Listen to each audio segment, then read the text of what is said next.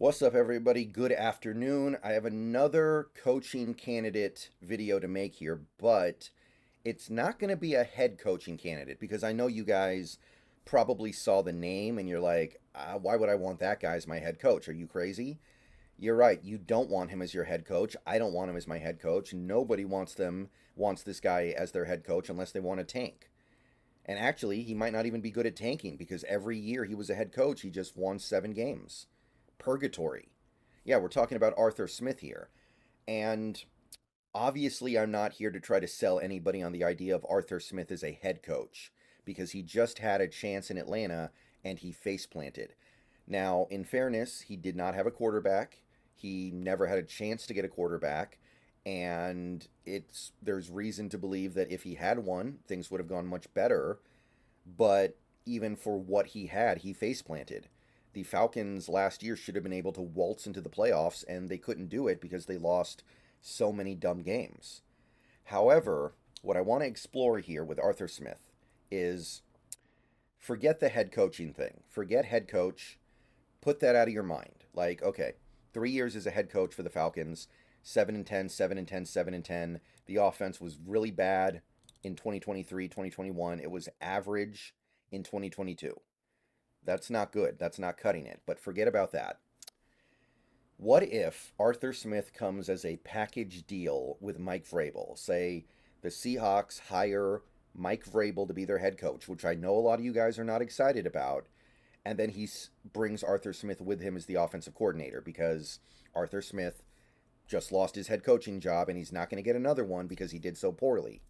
So Arthur Smith comes in as the offensive coordinator under Mike Vrabel, the same pairing they had in Tennessee for a couple years. Would that get you excited? Would that change your mind about Vrabel, knowing he's bringing Arthur Smith with him? Because the 2 years that Arthur Smith was the offensive coordinator in Tennessee were great. 2020, they had the fourth best offense in the league, almost 31 points a game, and they were second in EPA, 0.189 EPA per play. Remarkable numbers. And the year before that, they were good.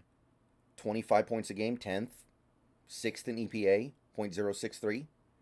That's good. And who was he working with during these years? He had Ryan Tannehill as his quarterback, a guy who had already been dismissed as a bust before he got to Tennessee.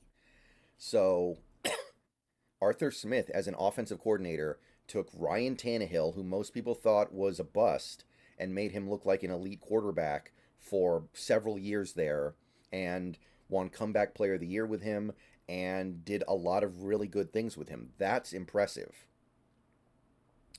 So that I think has to change some people's minds because current Geno Smith is a lot like Ryan Tannehill a couple years ago. Geno Smith was a guy who probably thought his career was over, and it's been revived, and now he's a really good starter. And Ryan Tannehill was in the same position a few years ago. Now he's older, now he's not as good, but it's the same kind of thing.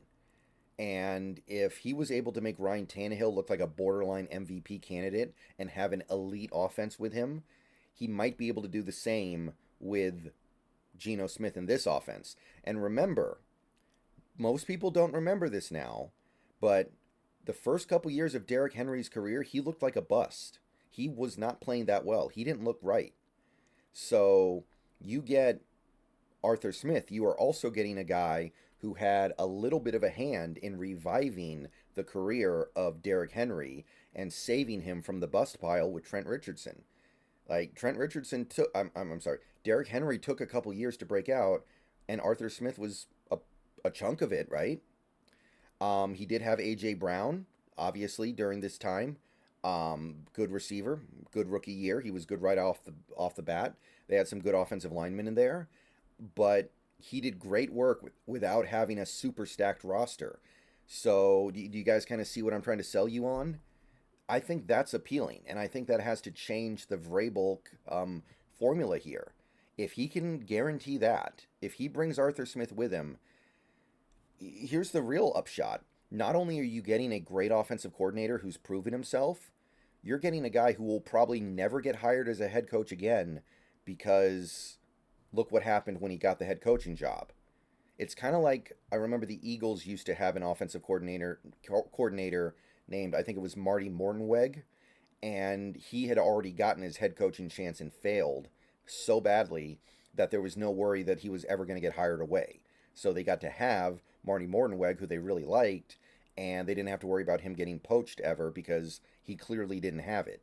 Arthur Smith might not have it, and I think most teams are not going to be interested in hiring him because of that, but that means you get to keep him as your offensive coordinator forever.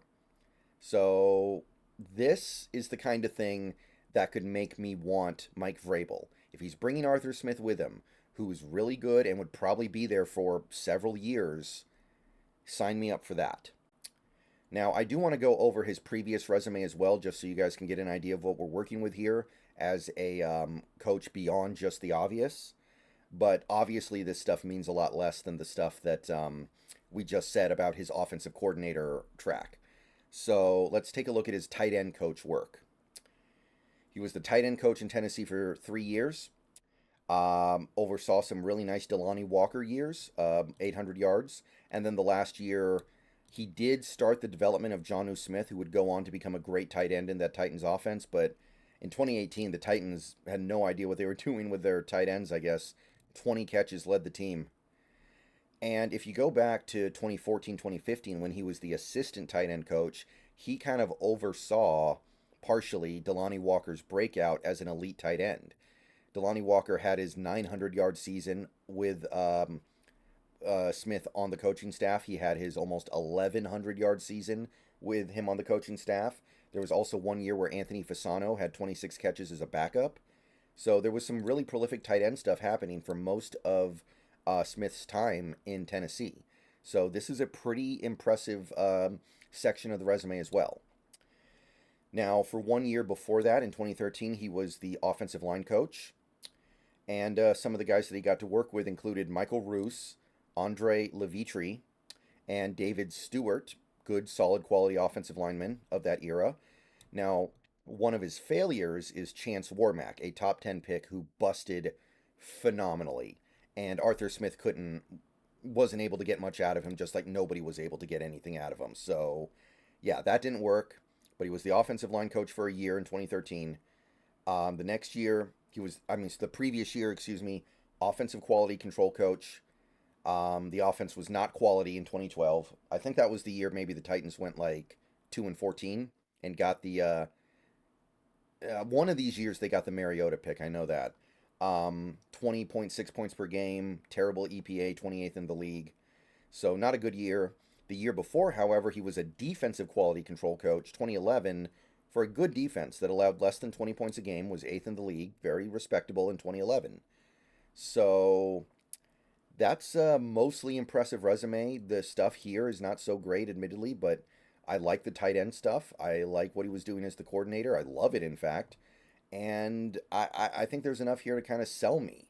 Now, if you want to go back a little bit further, he was a defensive intern for an Ole Miss Rebels team in 2010 that was awful defensively, gave up over 35 points a game. Only a few teams in the country worse. And he was also a defensive quality control coach for 2 years, 2007, 2008. It was actually pretty good, I guess. In 2007, 19.4 points a game was 11th. Next year, they were borderline elite, 6th in the league. Now, that doesn't really mean that much to us, but my point is, this is a pretty nice resume, and if Arthur Smith comes with Mike Vrabel, I will sign up for that package deal much easier than I will just sign up for Mike Vrabel by himself. See you guys later. Go Hawks. Let me know what you think.